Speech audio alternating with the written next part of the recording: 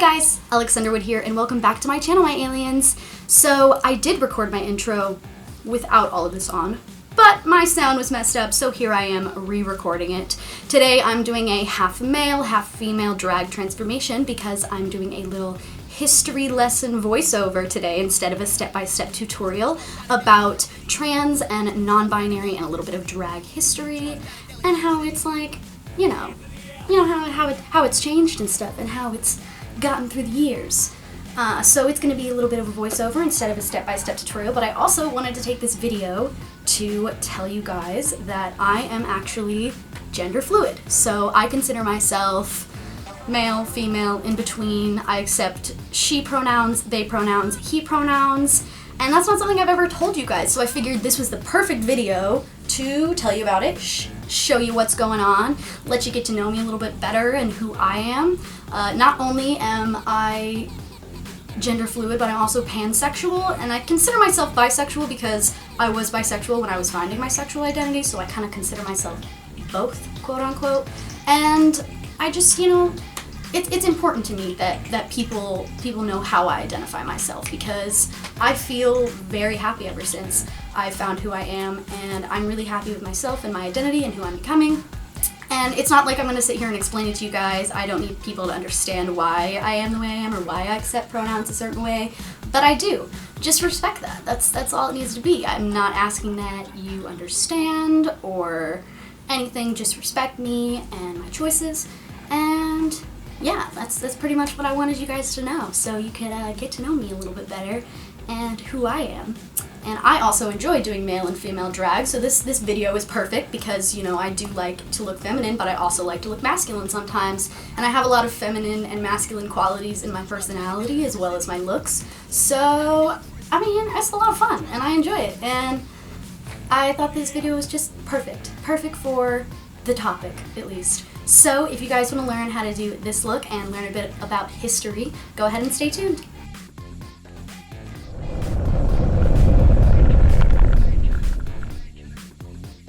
To start off, I want to go over some terms and definitions of words associated with the trans and non-binary community.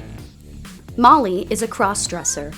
A fairy is a masculine, feminine man. Transvestite, an older term synonymous with the more politically correct term cross-dresser, which refers to an individual who have an internal drive to wear clothing associated with a gender other than the one they were assigned at birth.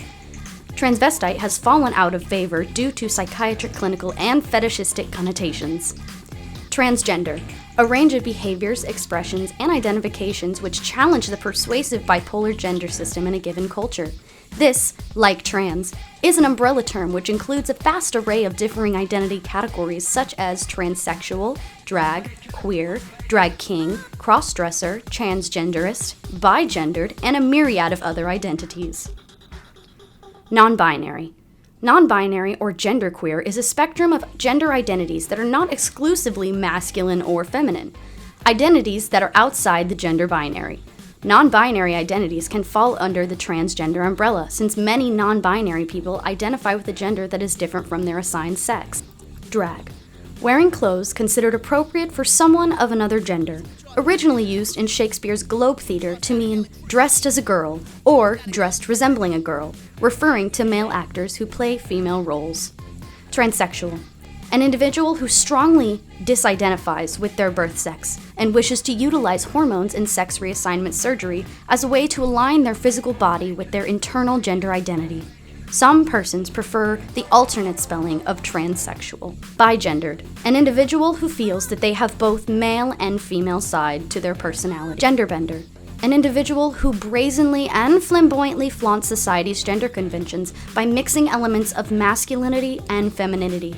The genderbender is often an enigma to the uninitiated viewer who struggles to comprehend rhetorical codes which challenge gender by popularity.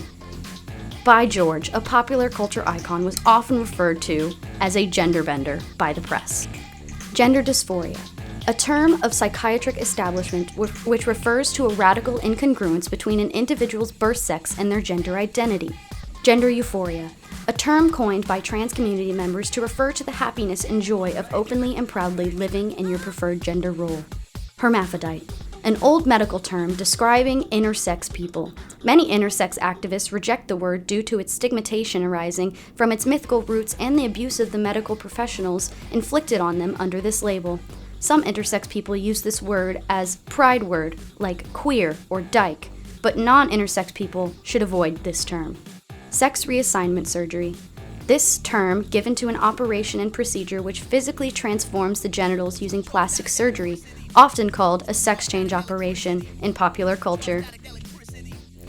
Trans, an umbrella term which refers to cross-dressers, transgenderists, transsexuals, and others who permanently or periodically disidentify with the sex that they were assigned at birth. Trans is preferable to transgender to some in the community because it does not minimize the experiential specifics of transsexuals. Transphobia, the irrational fear and hatred of those individuals who transgress, violate, or blur the dominant gender categories in a given society. Transphobic attitudes lead to massive discrimination, violence, oppression against the trans and drag and intersex communities. Now that I have gone over the terms, I want to start talking about the history of trans and non-binary people. The first story is going to be about a trans person in mythology, the story of Hermaphroditos. Hermaphroditos was a child born of the gods. They are the child of Hermes and Aphrodite, who are the gods of male and female sexuality. From them comes Hermaphroditos, also known as the god of hermaphrodites and Ephemits. According to lore, he was once a young, handsome man who attracted the attention of all around him. He was born a boy and was raised by a nymph on Mount Ida. After he reached the age of 15, he went to explore the world. While exploring, he reached the forest of Caria. This was where he met a naiad nymph named Salmacis, whom was sitting in a pool. She was extremely taken with him. However, he rejected her. After thinking that the nymph had left, he began to undress to enter the pool. This was when Salmacis appeared out of nowhere and wrapped herself around his body. While he struggled to break away from her, she prayed to the gods that she would be united with Hermaphroditos forever. The gods, being the magical wonders that they are, answered her prayers and merged the two of them together into one form. After their eternal merge, Hermaphroditos was depicted as a winged youth whom has both male and female features. This was usually depicted in art as having female thighs, breasts, and style of hair, as well as male genitalia. From that day forward, anyone born with both male and female characteristics would resemble the god of Hermaphroditos, one of the most beautiful gods in mythology. This next story is about a trans empress in ancient Rome.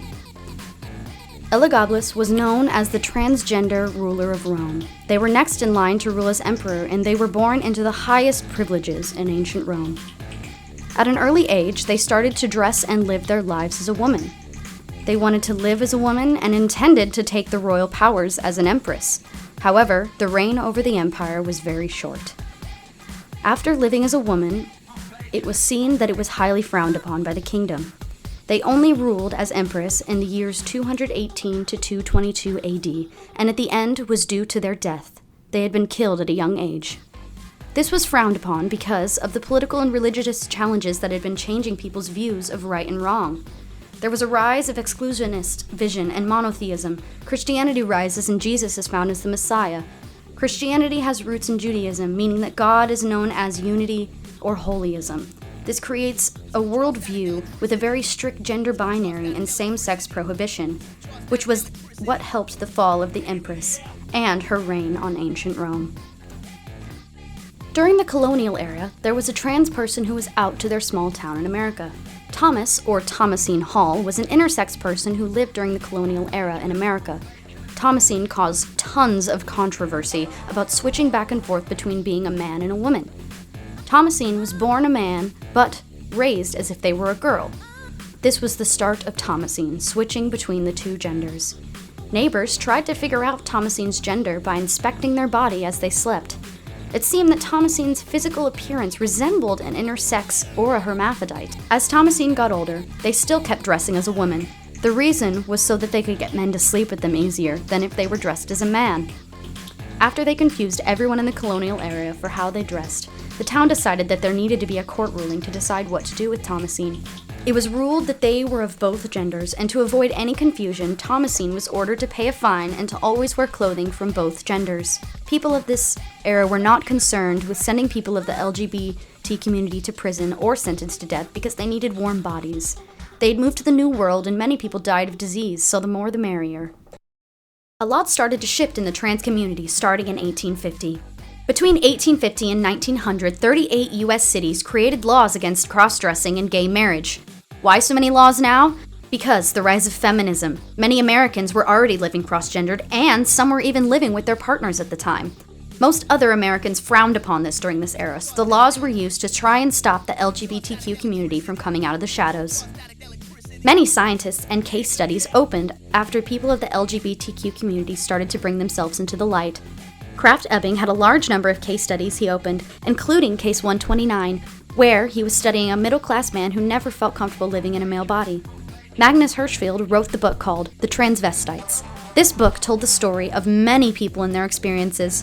One of the stories in the book was about Earl Lind, who was known as a fairy hermaphrodite androgyne persona living in San Francisco. Eugene Steinach is a scientist for endocrinology in the 1910s who was giving people estrogen and testosterone to see what it would do to the physical appearance of the body. Dora Richter was part of the first sex reassignment surgery in 1931. The surgery was done in Germany and was a complete success. Dr. Harry Benjamin was a student of Hirschfeld and was known for inventing the word transsexual. Post-Prohibition, they started to crack down on laws against cross-dressing, stating that it's disorderly conduct. They also made it so it was illegal to serve queers, making it hard for them to feel safe anywhere. As police started to uphold these laws, many raids broke out in the LGBTQ bars to try and snuff them out. Raids often ended in people being arrested for the night and released the next day. People did not like that these laws were put into place, so many protests and activist groups came together to create equality. Nowadays, we may not have to worry about being served liquor, but we have other issues to deal with. One issue that seems to upset most Americans is the installation of gender-neutral bathrooms and the fear of a trans person using a bathroom and getting attacked by someone who doesn't think that they belong. Not only that, but many trans people have been denied health insurance because of how they identify. One of the main concerns, though, is finding a job. In many states, you can still legally fire someone who is trans, and many businesses won't hire trans people. LGBTQ people have come a long way in the name of equality, but there's still a fight to be had.